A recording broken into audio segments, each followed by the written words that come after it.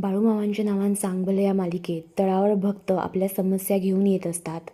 मामा त्यांच्या शंकांचं निरसन करत असतात. पण दत्तूच्या डोळ्यात पाणी असतं.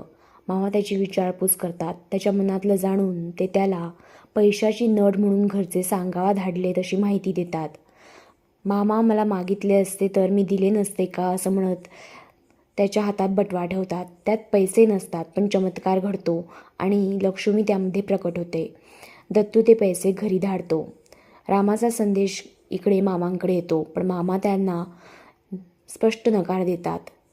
त्याला निरोप धाडतात की तू इथे येऊ नकोस आणि तुझ्यासोबत येणाऱ्यालाही धाडू नकोस. इकडे शेटजीची बाळू माझ्या ताटात जेवला अशी तक्रार करते. ते ताट दाखवत खोटा आळ का घेते असं विचारतात पण त्या ऐकतच नसतात. इकडे रामा लग्मन्नाला घेऊन तळावर येतो. मामा त्याला निघून जायला सांगतात. त्याचं मरण टळू शकत नाही असं ते स्पष्ट करतात. मामा त्या दोघांना तळ सोडायला सांगतात. मामा त्यांचं काही ऐकून घेत नाहीत.